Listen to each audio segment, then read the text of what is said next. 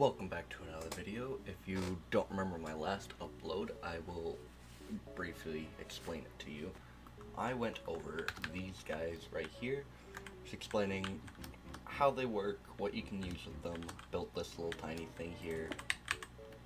Where today, I know a lot of people have problems with comparators. They watch the tutorial, they place the comparator, but they have no idea what it does. So I am here to explain what the comparator actually does and certain ways you can use it. So first up on today, I want to go over basic usage of the comparator. Basic usage can be something like this, to where you can have it set up to a door. Let's say I put a door right here, it's going to be open, open, open, open. I'm going to replace these so OCD people don't get pissed off at me. And the easiest way to explain a comparator to you guys is it goes off block states, or I like to say NVT data, but I know that's not it, but it goes off of block states. So you can see I've got some lecterns set up here. The main reason I have a lectern set up here is because you can see this redstone line. You can see it changes based off which lectern it's on, and that's based off pages. If I change to 14, it's only going to give a signal strength of 14. So let's say I change this all the way back to 7, it'll only give an output strength of 7, then it'll go all the way down to 1. So what you can do is you can set it up to where only a specific page will open the door, as you see here. And it works for every single one, works for any number. If you were to set it to 0, where you can't actually send it to 0, you can only set it to 1, which is only a signal strength of 1. Now you can see that door is closed, this door is going to be open. You can see the little redstone dot right there, it's now open.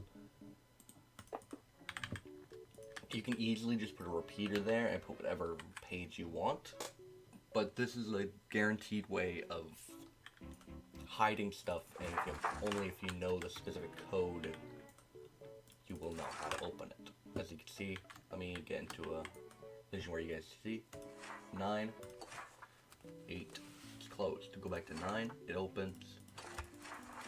Anything above 9 will keep it open, anything below 9 will close it. Set that back to 10.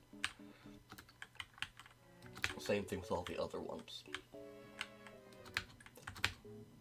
Another thing I would like to go over with the comparator is you can see these signs, a full stack equivalent. We'll get to that later.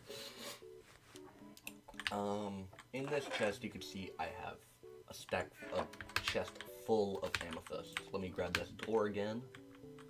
I'm actually going to set this up in general for everything, just to make it make a bit more sense.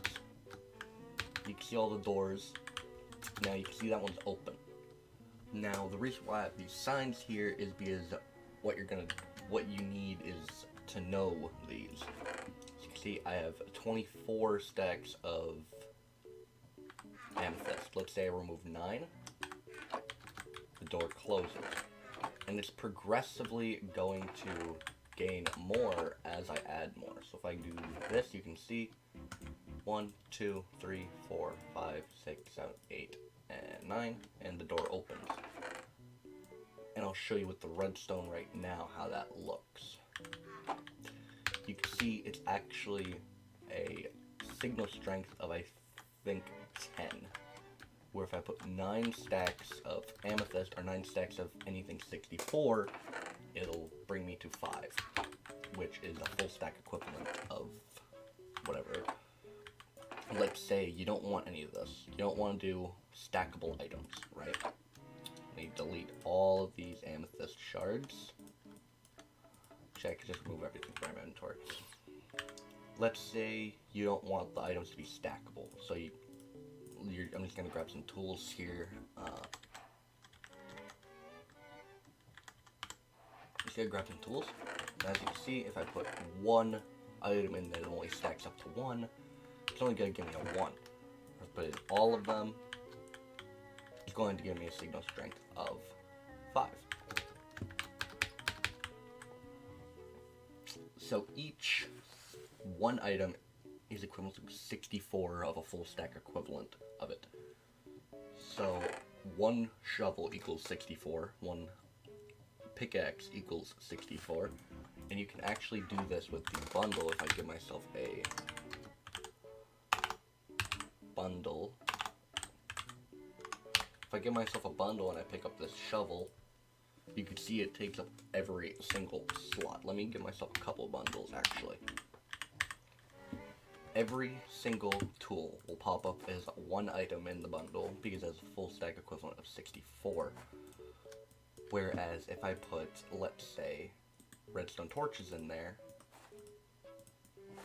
it'll count as 64, but if I cut it in half, it'll count as 32, because one stackable item equals one full stack equivalent. Whereas let's say I grab a snowball, grab a stack of those, you can see it only stacks up to 16. If I put this in there, it pops up as 32 of full stack equivalent. Where if I put everything in there, it's now 64, but only with a stack of 16 blocks. So, I did not mean to break that chest. Oh, let me just grab that again. Whoops. So as you can see, I have a bunch of tools in here, all equaling out to 5. Let me copy that over. So now it's a full thing of 5, to where if I put another full stack of items in here, it'll give me another 5. So every 9 stacks of items, it will be a signal strength of 5. Where, meanwhile, if I were to take all of these out and replace all of them with snowballs, bring a snowball down here, let me put this up here. I still have a signal strength of 5.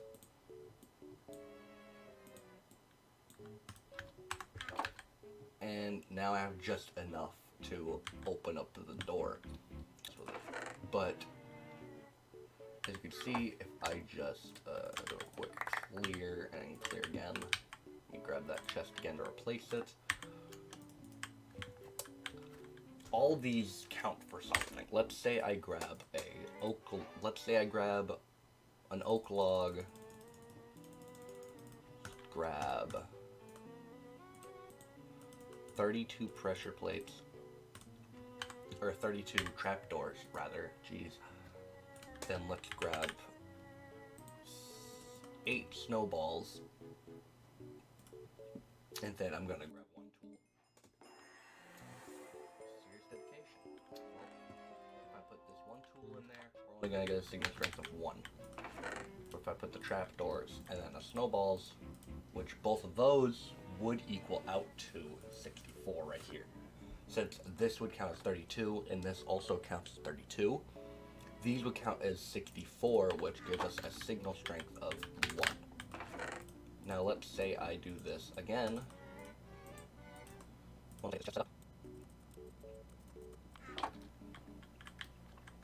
Okay, now that the chest is set up, you remember how one full line of a stack of blocks was a output strength of 5, right? Where now I have 2 lines of blocks, but they're all half of what it originally was. So we got 32 trapdoors plus 8 snowballs equals a full stack equivalent of 64, which means that's 1. That's also a signal strength of 5, even though I have 2 slots filled up. So if I was to add more, it's only going to be a signal strength of 10, since there's only a signal strength of, it doesn't have the highest signal strength, as you know. Whereas if I just have these, it's still a signal strength of 5, but if I was to pull everything out, and then just fill it with snowballs, grab a snowball again, see every 9 equals 5, as you guys already know, but if I fill it all the way up, even with just snowballs, it's still gonna open the door. So it's definitely something you gotta get used to. It's not something you can just jump on and learn. You have to actually know a little bit of math to be able to mess with comparators, experimenting wise. But now we go on to the chiseled bookshelf. Since this is new, I don't even know everything about this, so I'm just gonna grab a soul speed book. If I put it here, see signal strength of 1. Still has a signal strength of 1. But if I put 2 in here, it gives me a signal strength of 3. Take this one out. If I put it down here, it gives me a signal strength of 5. Whereas if I take it out, it holds the signal strength of 5. Where let's say I put it back at 1, it resets it back to 1 until I take the book out, and then it stays. So basically how the chiseled bookshelf works is wherever you put the book, I'm going to put it in the 6th slot, it will then copy the slot of where you put the book and transfer it into output strength. So since it is in the 6th slot, it's giving me a power of 6. And it also saves it even when you take the book out. You can easily combat this by making it to where it automatically pushes the thing up and down once it detects nothing's in there. But if you were to fill everything up, it's still only going to give you a signal strength of 6. Because there are only 6 slots to cover. I'm going to pull all these out. So, chisel bookshelf is new, but I see a lot of people doing some amazing things with them. So, I'm going to leave that up to you guys for experimenting. As you can see, it's a bit difficult to use since you can only get a signal strength of 6 per bookshelf. On to the next one, we have a cake, which whenever I tell people you can use cake in redstone, they always refuse to believe me. But as you can see with this cake, we're getting a signal strength of 14 because there are 7 slices of cake. Every slice is 2 output strength. So let's say I eat a piece, I'm now only getting 12. And you can see it with the resource pack that I'm using, it only gives signal strength of 12. If you know what you're doing, you can easily make a redstone setup with cake, to where every time you eat it, it drops the signal more and more, and now I only have a strength of 2, and now it's gone. Replace the cake, gives me a full strength of 14 again, and it opens the door back here. I haven't found out a use for this. I'm sure I will in the future, but as of right now, I have not figured out a use for it. But I guarantee you somebody has a use for this. It can be used for like traps, opening doors, a passcode lock. This I already went over in my last video, but since it actually does count as a comparator usage, I'm sticking it in today's video. This right here is a calibrated skulk sensor setup where it's set up to 3. Where if I am to look at the skulk center, you can see 3 is using an item. Fishing rod, bow, spyglass. So if I grab myself a crossbow, you will see when I load the crossbow, it gives me a signal strength of 3. Because that's the level I'm doing it at. And of course this works with normal skulk sensors, but you won't be able to detect which ones to do. Now if I go all the way up to 15, and let me check out what 15 is. 15 is, I'm not sure, it looks like a firework explosion and something dying. So if I were to /summon Ravager, oh, well not a Ravager, Iron Golem, then let me just grab my my weapon. You can see it gives me a signal strength of 15. Let me grab an Iron Golem spawn egg actually so I can show it better. Now if you watch the door, I'm going to place it right here so it's not too far. It opens the door when it dies. Not too hard, but you also do have to figure out what to kill every time you want to open.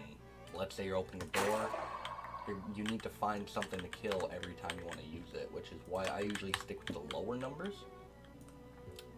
Like if I go down to 10, let me check out the caloroscope sensor.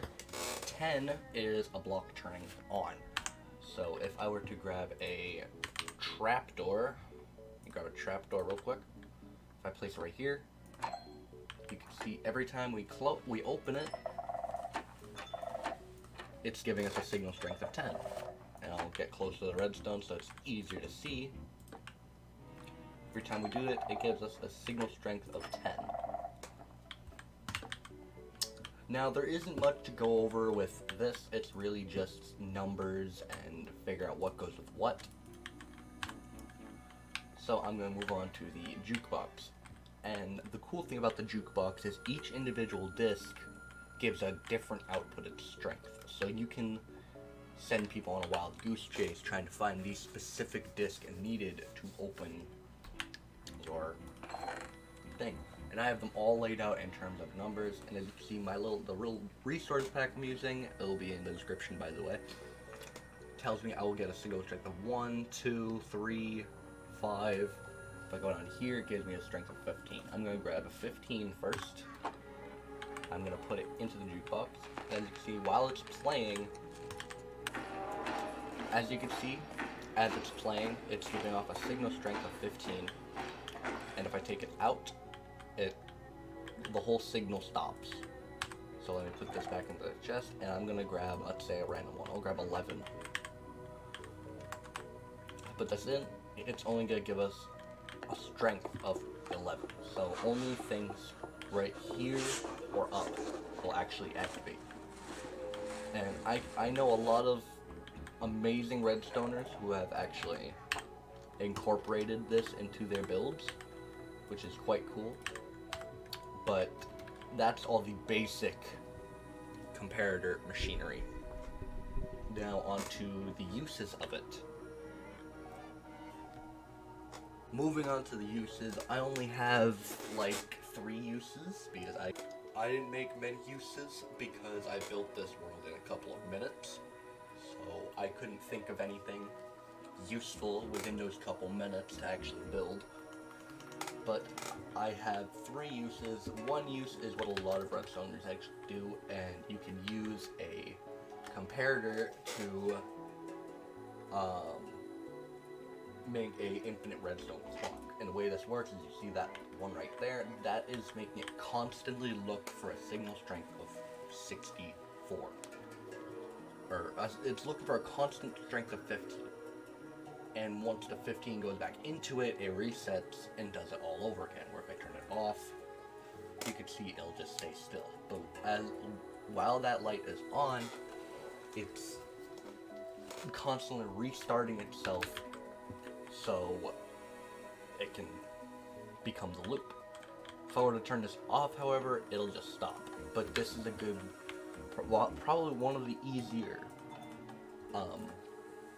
ways of making a redstone clock. Let me grab my lever again. It's actually one of the easier redstone clocks. I used to use this a lot when I started my redstone journey. Now I mainly use observers and all that. If you didn't,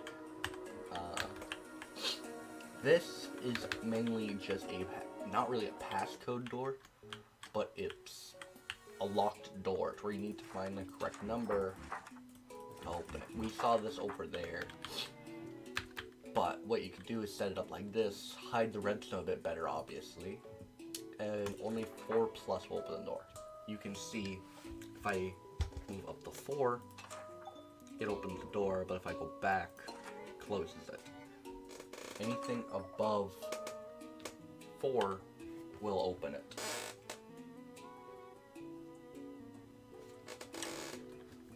Now on to the next usage. Since that one's not really big, you already know how this works.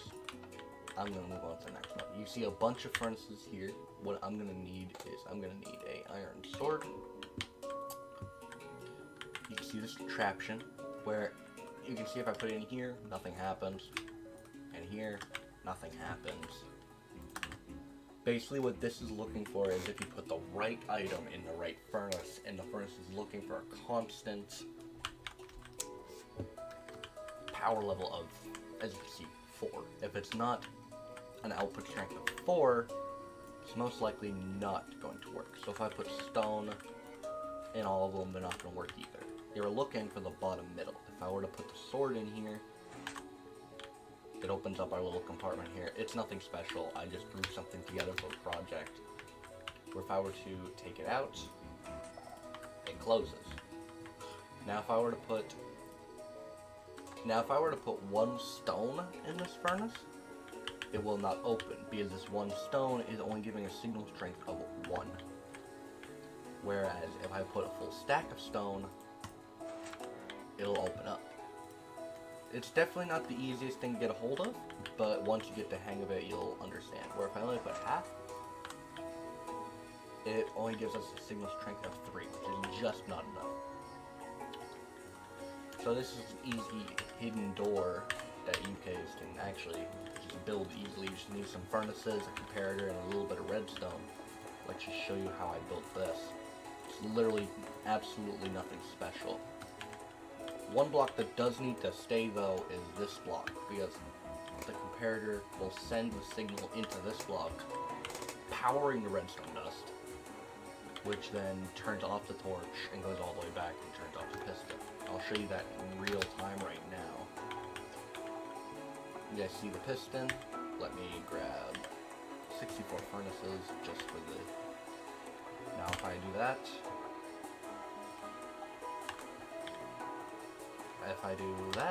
you can see, since I clicked away really fast, you can actually see it working. Or if I actually pull it out, you can see it open. Basically, all it's doing is detecting if there's a block in the input slot, and once it detects a block, it sends the redstone signal through this sandstone into the dust, thus activating the thing and opening the door. You could do a lot of nifty things with comparators. These are just a few uses that I have set up, but I know there are a lot of talented redstoners out there right now that have been using comparators the whole time, but I also know some redstoners that don't even know how the comparator works. And I pushed myself to pretty much learn how it works by myself, apart from little things from the wiki. Like, the only thing I have taken from the wiki myself was the block equivalent, or the full stack equivalent. So, yeah, that's gonna wrap up this video. I really hope you guys enjoyed, and I intend on doing some more redstone themed videos as well, along with some add-on creation or mod development and anything in between. But I intend on doing a redstone series by explaining how each point works. Like next time I'm probably going to explain the observer and what things you can do with the observer. But other than that, it was great talking to you guys. I hope you guys have a wonderful day. Have a nice one.